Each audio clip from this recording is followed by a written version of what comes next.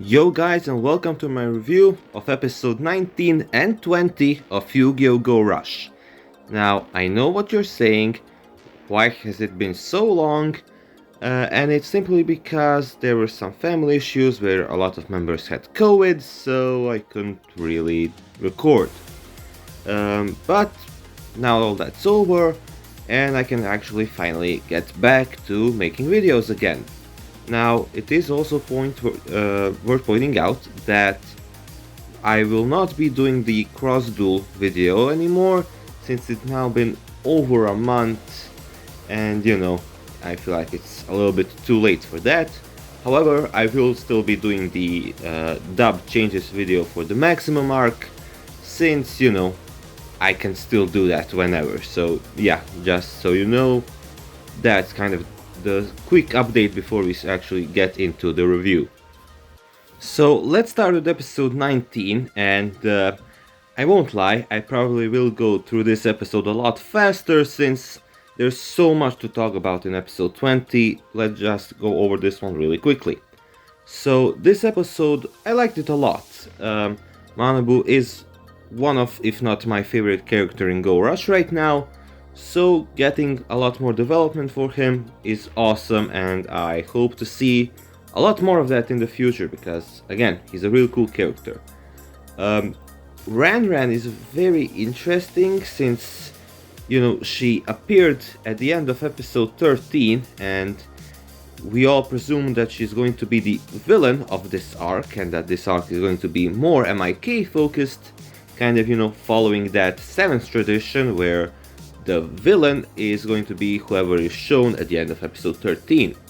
However, that didn't happen, and so, or at least it doesn't seem like that's going to happen. And instead it's going to be either Rovian or Goha Yuna. We're going to have to see that still, but yeah, a very weird character, but again, I hope to see a bit more of her. Kind of a weird episode for her since, she was built up to be this big head of MIK and then kind of put to the side in a sense where she isn't that threatening actually, and she just kind of likes cute things. So we're gonna see more of her, I hope. I mean, we already did at the end of next episode, but yeah, I really do hope we get a little bit more of her since she is the leader of MIK. I mean, I did kind of like the backstory that they gave her, but it's still, I don't know, it just wasn't what I was expecting, I guess. Again, not a bad character, just kind of thought we would get more, but I guess they're kind of breaking traditions with Go Rush here. Again, I don't know, but overall, a solid episode, but let's actually get into the real review.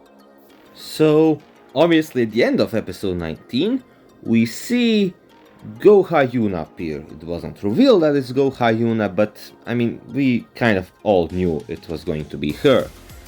And, this is, I think, the first time that I'm going to be doing this, but since there was so much in this episode, I feel like I have to do almost kind of like a recap review where we just go over everything that happened one by one instead of just jumping between points because I'm going to end up forgetting something. So let's just start from the very beginning. So Goha Yuna appears and she's basically trying to stop Udius and Yuki and Yuamu from getting to Rovian, who is, I guess, the leader, but maybe not the actual main villain of this arc, seeing as how this episode ended.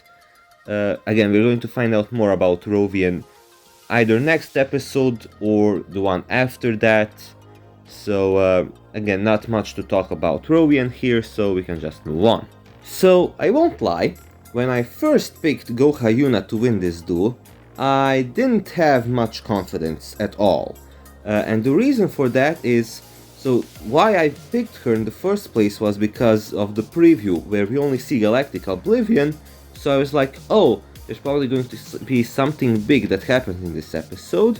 So, they only show Galactic Oblivion, and that was kind of my thought process for picking Gouka Yuna. However, then I remembered the 4-turn formula and the fact that UDS is going to be probably summoning a new ace in this episode, and the formula for rush duels at the beginning is they end in 4 turns, so if UDS were to summon Galactic Oblivion turn 1, he wouldn't be able to attack with it. However, when the stakes were set, I actually I got more confident in the pick, because I feel like the stakes of Gouka Yuna giving every bit of information about Rovian felt a bit too much, while losing dual power and a dual disc, while we now know is a big deal, at the time didn't really mean much, especially since we know that Valvelgir can turn into a dual disc, so if Luigius loses it, at least he kind of has something. But yeah, when those conditions were set, it actually kind of helped me feel better about my pick. But we're going to talk about the dual disc a little bit later, since that was a obviously pretty big part of this episode. So UDS goes first. He does his normal Transamu Reinek turn that I've been complaining about, and then Gouka Yuna's turn comes, and we all kind of talked about there maybe being a possibility that she could be kind of a 7th reference. This was actually something that Entame Subs, or Aura, who translates the episodes, I think she said it first, I'm pretty sure. And, that definitely seemed possible, but we're kind of like, okay, but it's probably going to be kind of like a retrain, again, literally like a reference, kind of like how Gouka Yuka had the Utopia baseball stuff. It could be something like that. But the fact that she had literally Yuga's deck and she had 7th Road Magician in it, yeah, that really changes things a lot. It's very funny how ever since the show got announced, we've had this discussion of, is it an alternate universe? Is it a sequel? It turns out it actually might be both. Again, she summoned 7th Road Magician, which they used the same music as his normal music. They did change up the animation, which is really cool. I did miss the original, but still, it's just the fact that we got 7th Road Magician again after 6 months. I mean, it feels like it's been a year already, but yeah, 6 months, or maybe actually it's been like 4 or 5. Yeah, it's really cool to see. But after her turn,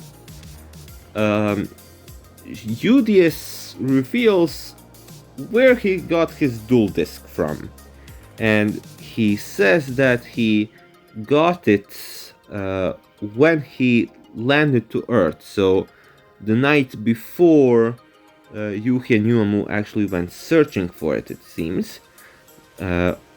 So he arrives on Earth, he ends up in jail because he's an alien, and then he kind of has to go into hiding, and when he's sitting on a bench, Yuga Man flies in. So for those who didn't watch Sevens, Yuga Man is a persona that Yuga used for a duel. I'm not going to go into spoilers for Sevens, but that is Yuga. Just know, unless they go with it being some kind of split personality thing in this show, that's Yuga. It should be. Again, this is just so weird, and now we have to kind of figure out what this means. Is it that when at the final battle they kind of went through dimensions, and maybe Yuga was able to figure out how he did that exactly?